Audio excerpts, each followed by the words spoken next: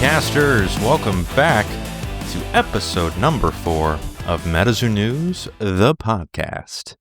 This week, we have a lot to go over, 10 items of news before we get to our community roundup segment right at the end.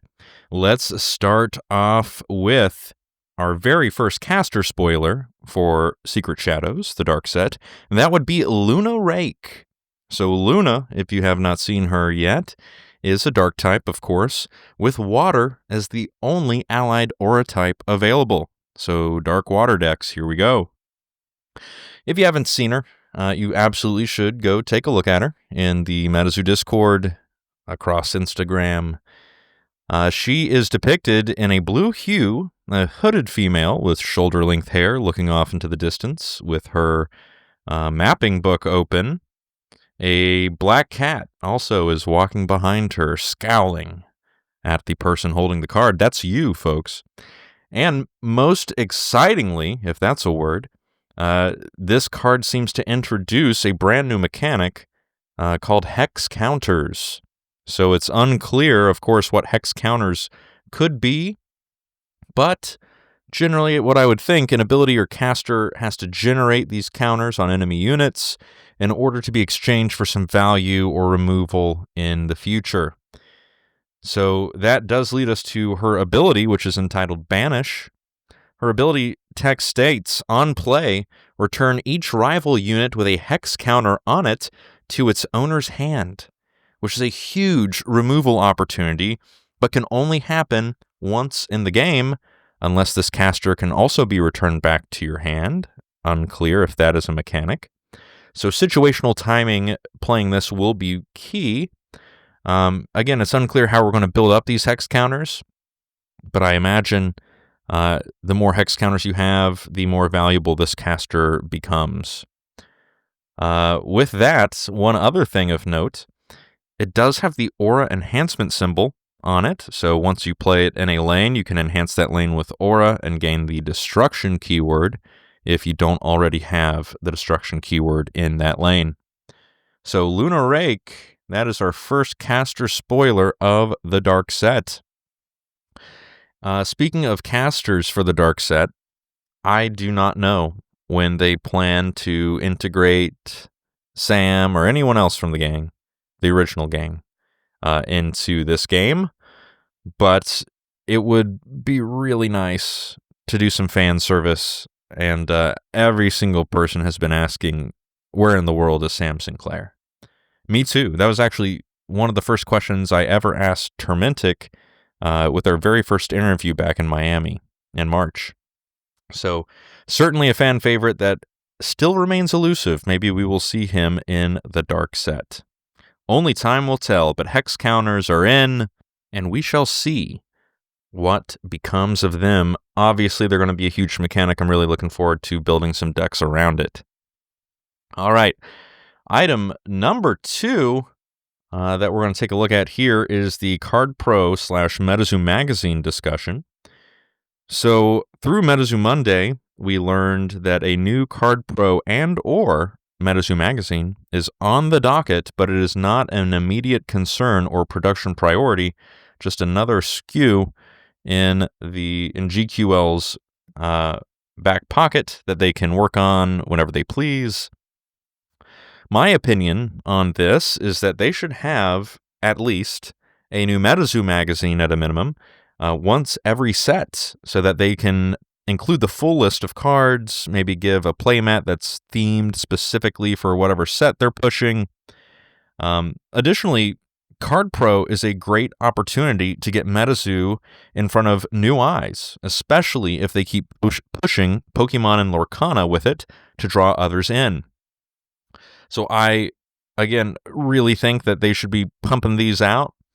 Obviously, if that's going to take away from development of the game, 100% prioritize developing MetaZoo.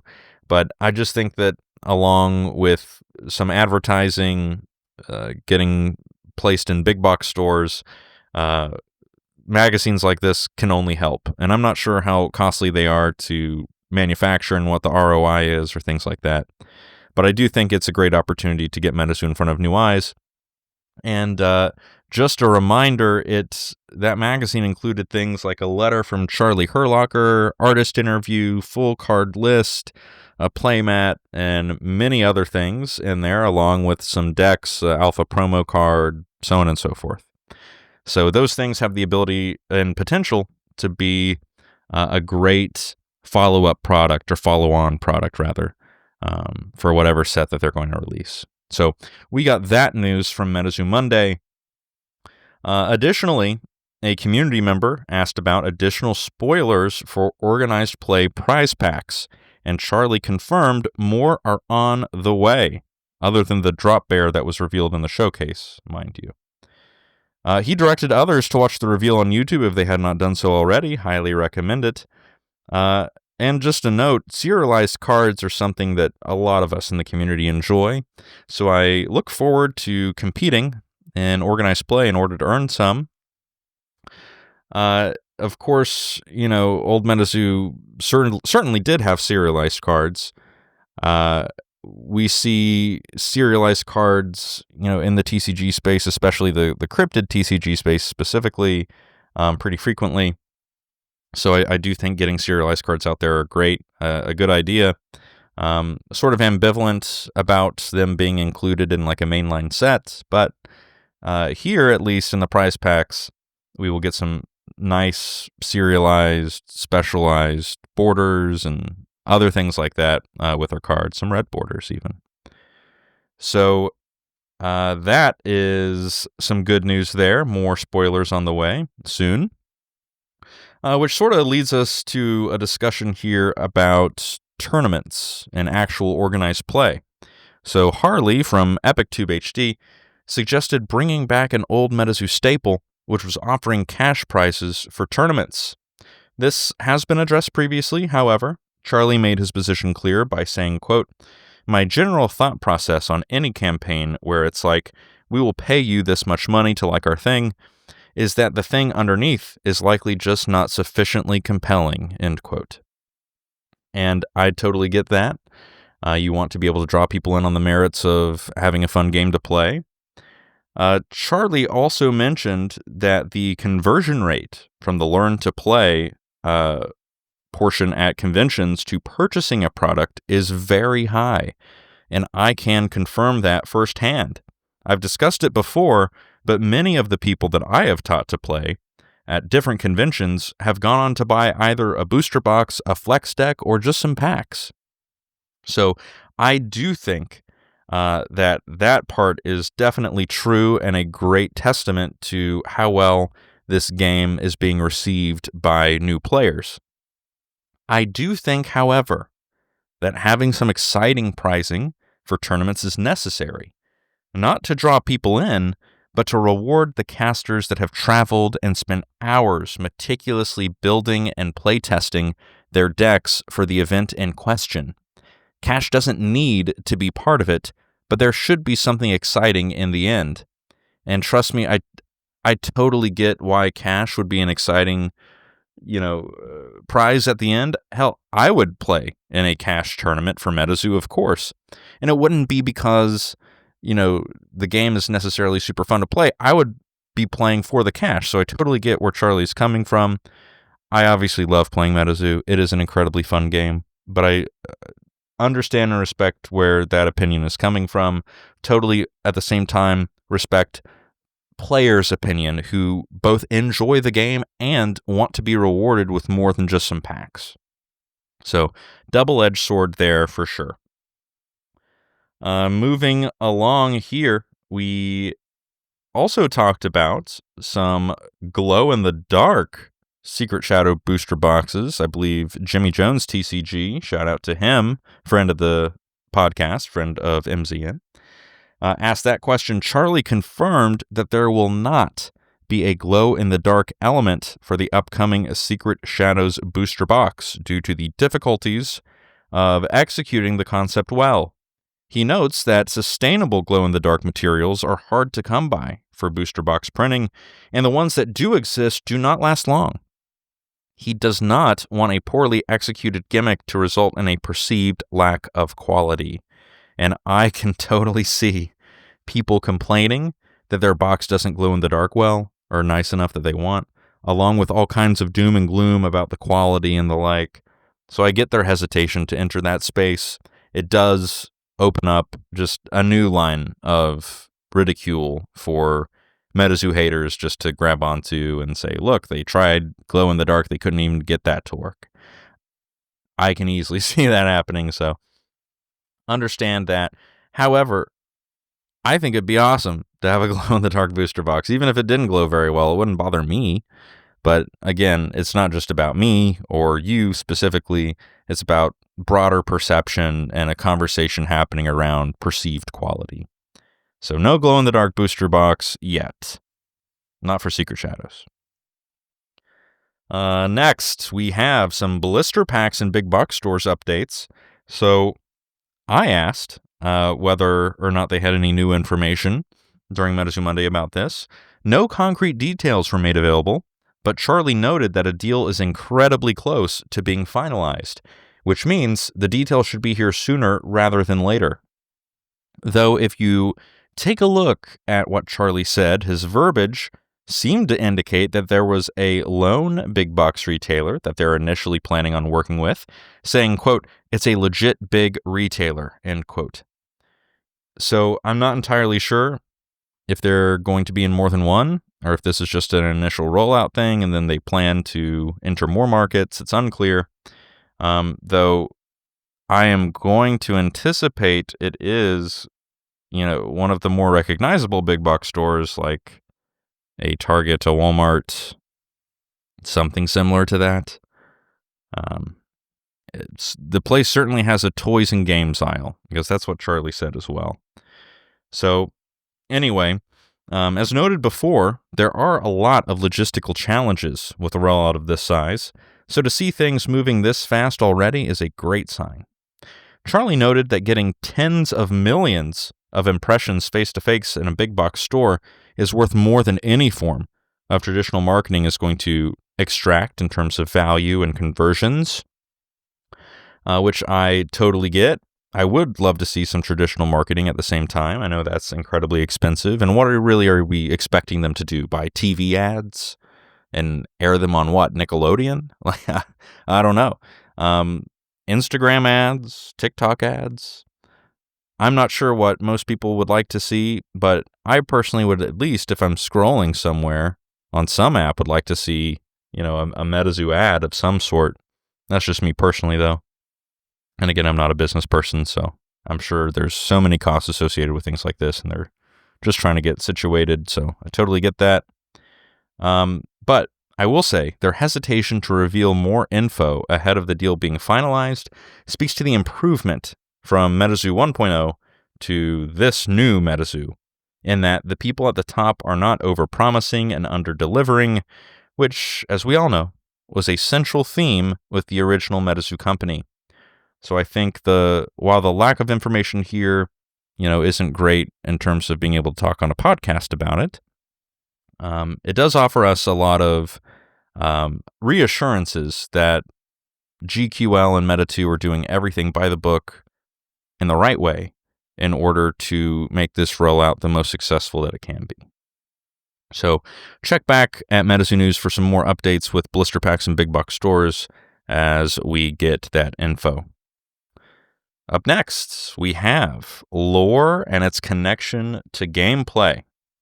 So a community member brought up the concern that it appears that MetaZoo is veering off into its own little meta universe, no pun intended, instead of being grounded in this reality that we live in, as was the case with Cryptid Nation. So Charlie's response indicated that they are first and foremost a cryptid IP, and that these cryptid stories are set in our reality. So in effect, the answer to the question appears to be, yes, this is centered in our reality, though it wasn't outright said.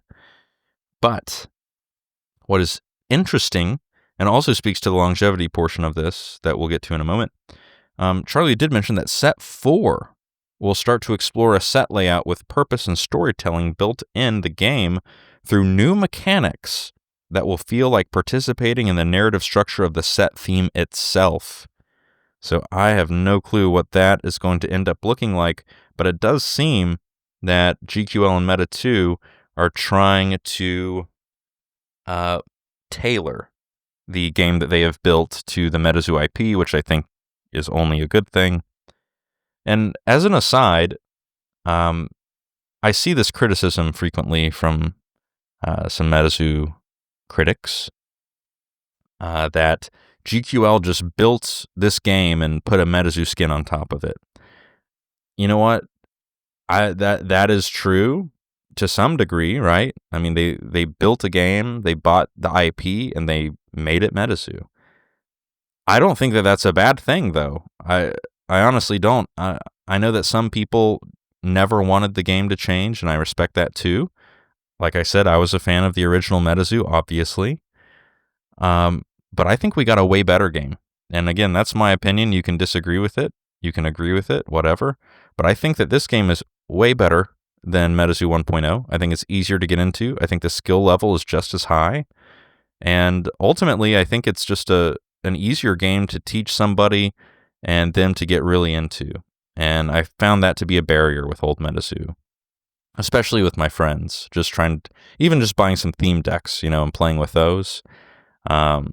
It did take a minute to get it set up and explain everything, all the new verbiage that came with it, whether it be pages, bookmarking. You know the drill. You were here for old MetaZoo, probably. If you weren't, I'm flattered that you found this podcast and enjoy new MetaZoo. But regardless, I'm a fan of trying to connect lore and game mechanics together. So to hear that set 4 will try to do that in some way is exciting. We have no clue what aura they intend to introduce in set number 4, but I don't know what could be a mechanic that fits in with something like cosmic aura or light aura. Or I highly doubt they're gonna do anything similar to water again. So, but I don't know.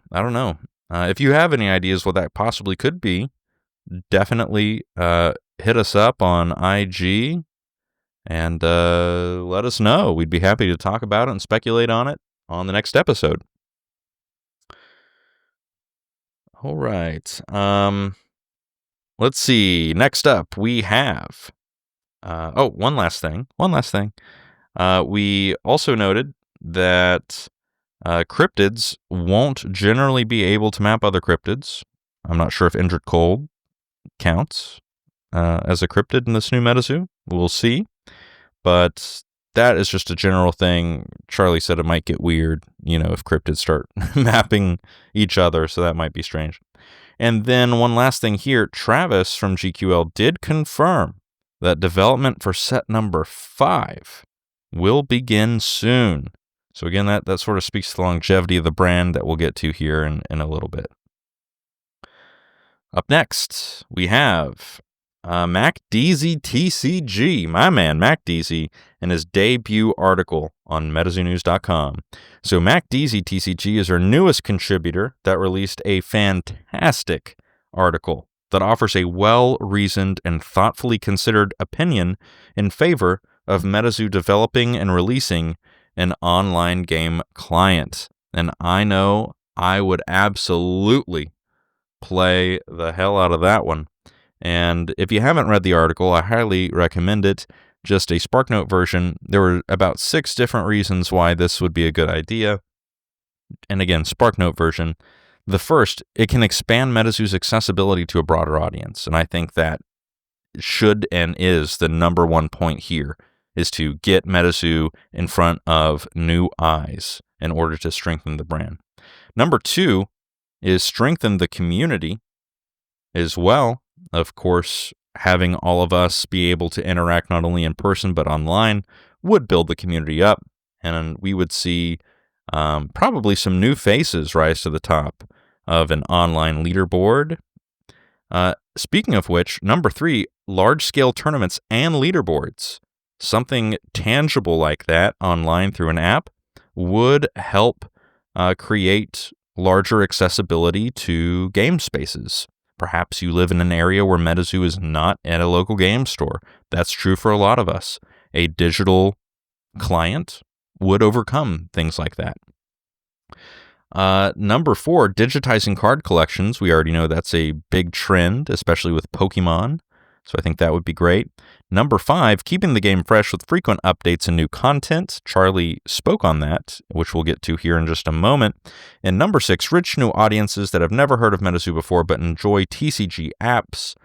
Like we said, Pokemon has the Pocket app that's incredibly popular. I know other TCGs have apps as well. Magic, Yu-Gi-Oh! So I think that MetaZoo would be well positioned to put something like this out as soon as they have the resources to do so. I think that's a no-brainer. But speaking of when they can do so, it was confirmed by Charlie that MetaZoo has no immediate plans to develop, release, and maintain a mobile app. Though Charlie loves the idea and wants to eventually make it a reality. Roadblocks include the initial cost of making the app, constant balance and maintenance issues so that the metagame aligns with actual play, like IRL play, and having a team dedicated to the future development of said application. All of these things are roadblocks and reasons why we can't do it at the current moment. Additionally, the average cost of a TCG app ranges from anywhere from $15,000 to $100,000, depending on the features and level of polish required. We do have a citation for that in the MetaZoo Monday recap. All of that considered, I still think that MetaZoo should make this a big priority. I totally get the numbers not working out, so make it a big priority. Even if the numbers don't work out. I'm not saying to produce it. I'm just saying have it be up there on your priority list so you do not forget that this is such an important aspect of modern day TCGs. And if we expect MetaZoo to ever compete legitimately with things like Pokemon, Yu-Gi-Oh! Magic, we really do. I think it's almost required that we have an online mobile app to show others. And I know working with students all day, they play TCGs all the time. I work with high school students, so I don't know about, middle school and college students, but I don't know about middle school and elementary school. But in high school and in college, it's a frequent exercise to see people playing Pokemon, for example. And I enjoy teaching people to play MetaZoo, so I know if we had an app, that would open the doors just immensely. I think that it would go really well because it's such an easy game to learn and a hard one to master. I just think it would be a really good idea. So no online app is in the works currently, but it is still a priority for the MetaZoo company and Charlie specifically long term. So we have that to look forward to maybe in a few years if we're lucky. And the last portion of the news segment is going to deal with the longevity of MetaZoo and the brand.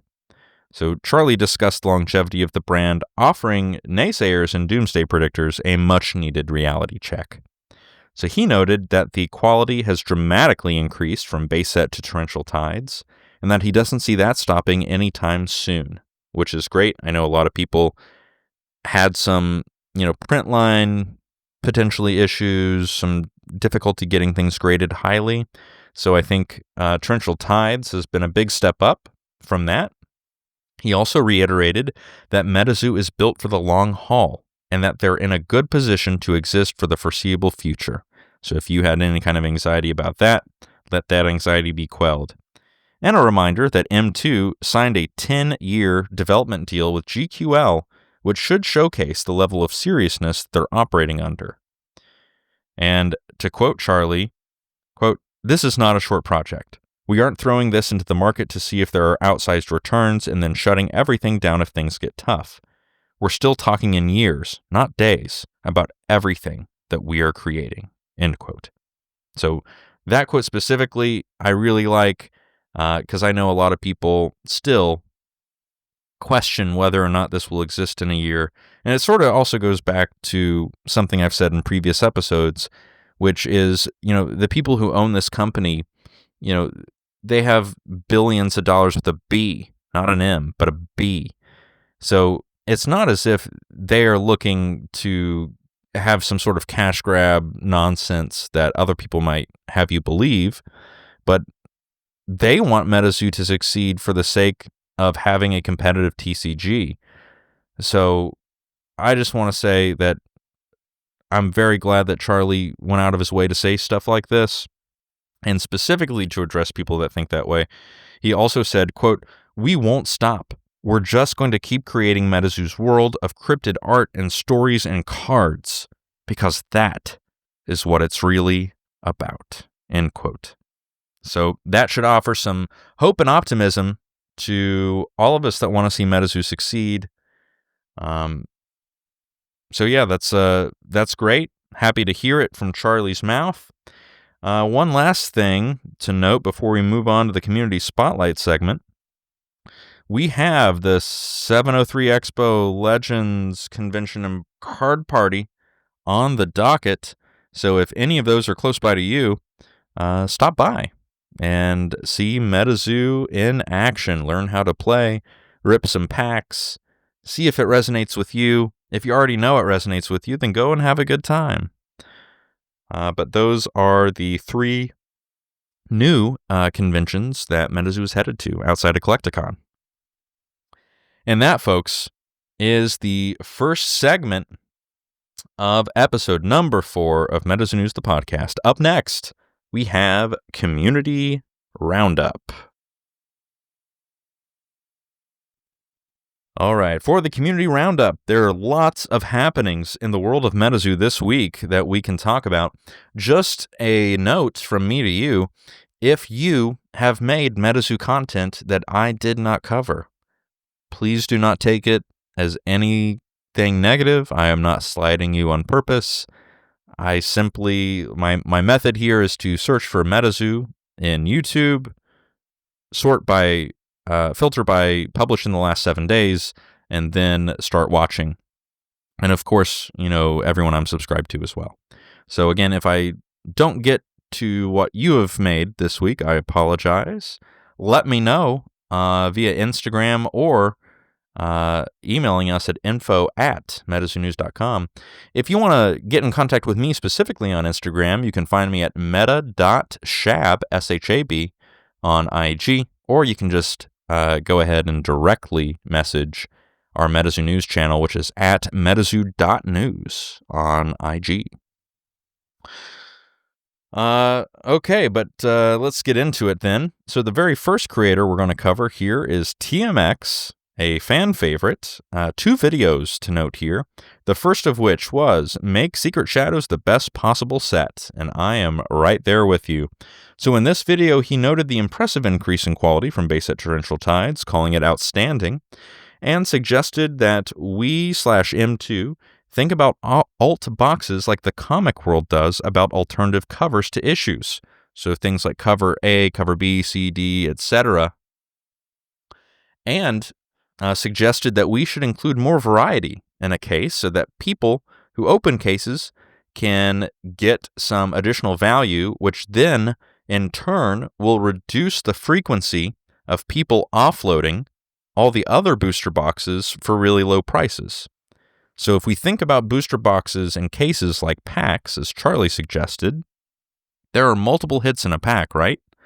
So that should be extended into this realm too. So if you have, per se, more than one alt art booster box illustration, and you maybe included at least one in a case, that could, maybe even more than one, but that could, in turn, help the issue that we see where people dump all the other booster boxes they get online cheaply because they have made their money back with that one box. So the others, to them, aren't worth anything, so they'll sell them for whatever price they want. That's not good for the community or the longevity of the brand. So anything that we can think of to help solve that issue is valuable, in my opinion. Also, TMX also considered adding additional rarity tiers for additional chase varieties. Rethink the glow-in-the-dark booster box. I think he is in favor of those. Suggested that redemption cards might provide some intrigue. And also noted that Nightfall was such a big hit because it was so dark, and that Secret Shadows needs to hit the same tone in order to succeed. I don't disagree with anything that you're saying here, TMX.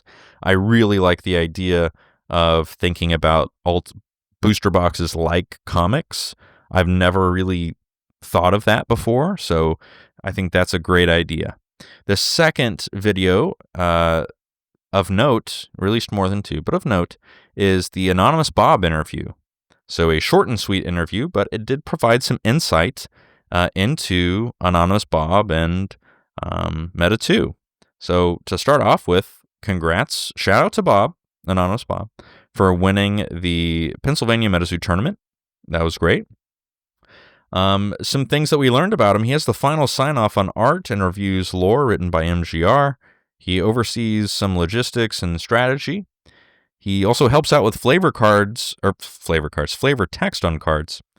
Was obsessed with cryptids from a young age, and one of the most insightful portions of this was that his battles with cancer taught him to grab life by the horns, embrace chance and uncertainty, and provides him the perspective necessary to truly live life to its fullest.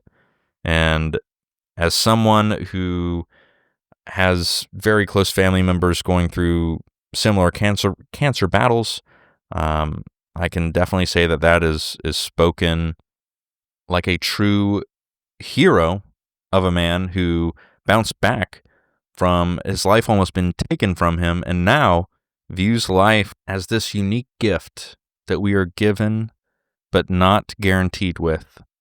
So I think that is a good lesson for all of us, and it was great to hear and get to know Anonymous Bob a little bit better. Next, we have Zealous TCG, 2 very important videos. The first of which, Project Trick or Treat, Don't Tell a Soul, part number 2. I believe he interviewed around 14 different content creators. I could be off on that, including yours truly, MetaZoo News. He asked questions ranging from how we got into MetaZoo to what we want to see from the dark set, our favorite cryptids, and everything in between. It's 40-plus minutes filled with community goodness.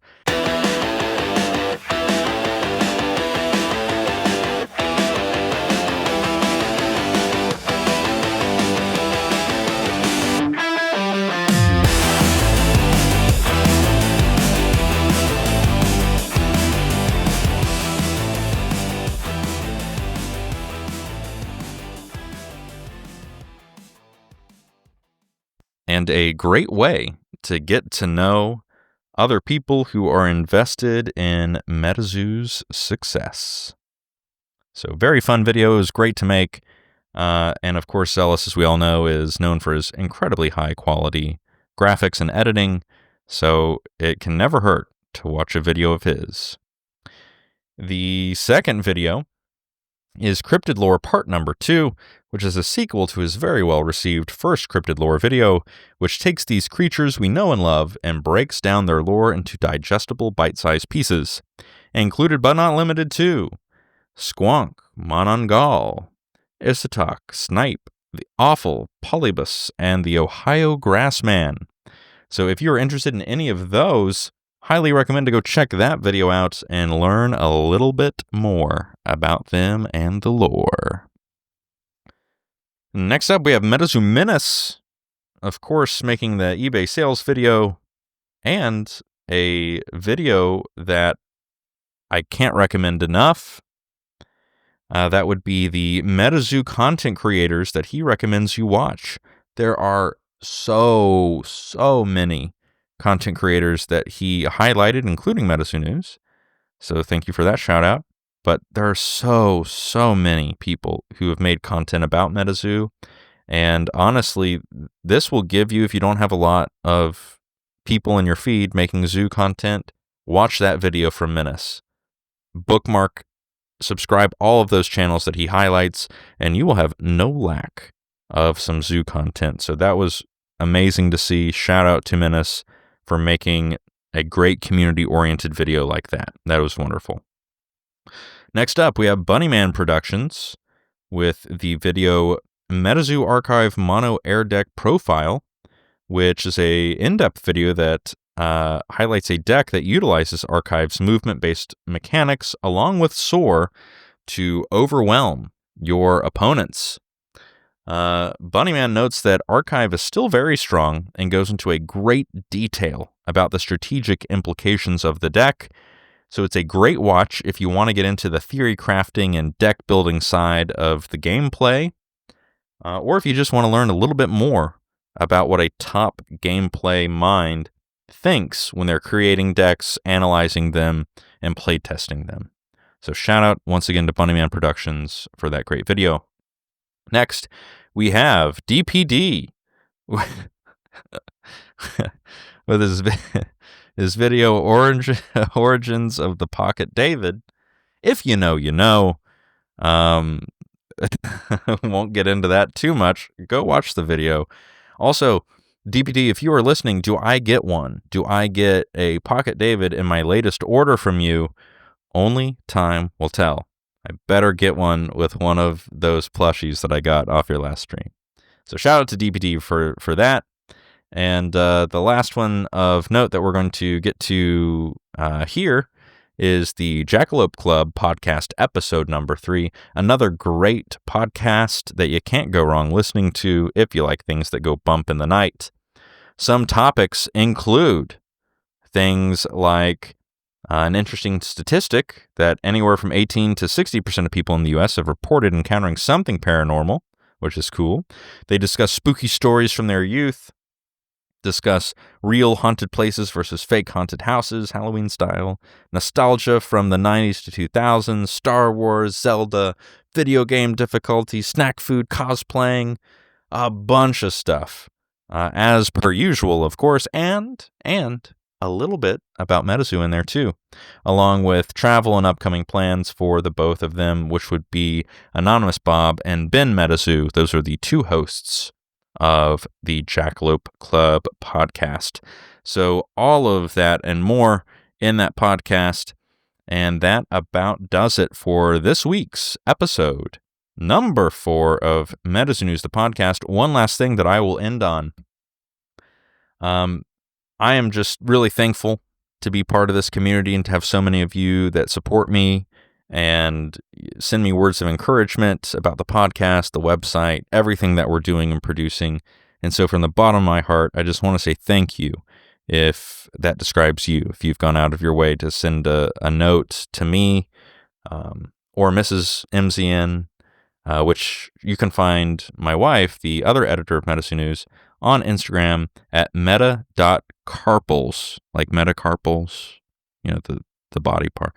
Anyway, it's CARPALS, meta.carpals. So check her out if you haven't already. But we're to get back to it, we're very grateful for everything that you all have done for us, encouraged us, so thank you. And again, if you want to get in contact for any reason, criticisms of the show, or if you want me to cover something in next week's episode, a controversy or just a topic you'd like to hear about, send us a message on Instagram or an email at info@metazoonews.com, or again on Instagram, metazoo.news on Instagram. You can also hit me up on Instagram at meta.shab, so meta.shab, and I'll be happy to get back with you. But that wraps it up this week, folks. So we will see you next week, casters, for episode 5 of MetaZoo News, the podcast. Sayonara.